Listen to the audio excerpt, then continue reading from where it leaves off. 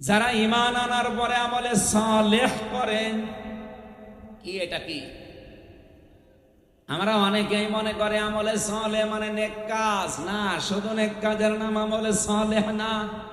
যারা গবেষক আছে, আলেম চিন্তাশীল যারা, তাদেরকে বলছি আপনি চিন্তা ভাবনা করে পড়বেন সালেহ মানে যোগ্য।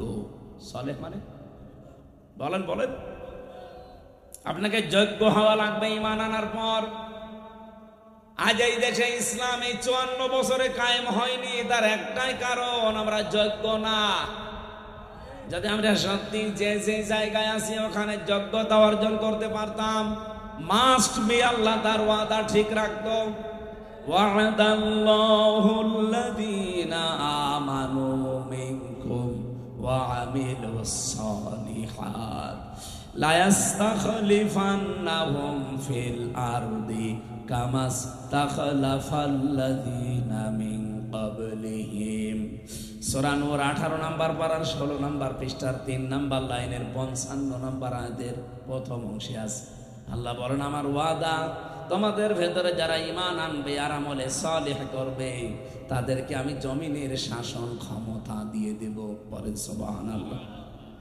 আল্লাহ এতটুকু বলে শেষ করে দেননি। কামাস্তাখলাফাল্লাযীনা মিন ক্বাবলিহিম, লামে তাকিদ নুনে সাকিলা, শুধু তোমাদেরকে না, এর পূর্বেই পৃথিবীতে যারা ঈমান আনার পরে আমলে সালেহ করেছে তাদেরকে আমি জমিনের শাসন ক্ষমতা দিয়েছিলাম। এই ঘোষণা কার? বলেন বলেন। 54 বছরে আমরা 92% মুসলমান এই দেশে।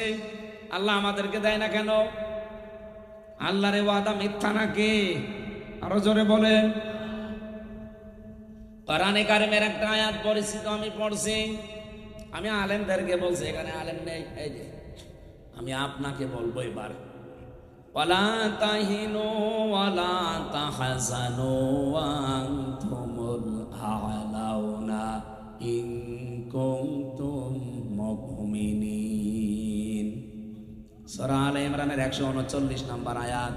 বহুবার জীবনে পড়েছি, কিন্তু আমার মনে হয় এখন বাংলাদেশের সাথে এখন 100 ভাগে একটা মিলবে।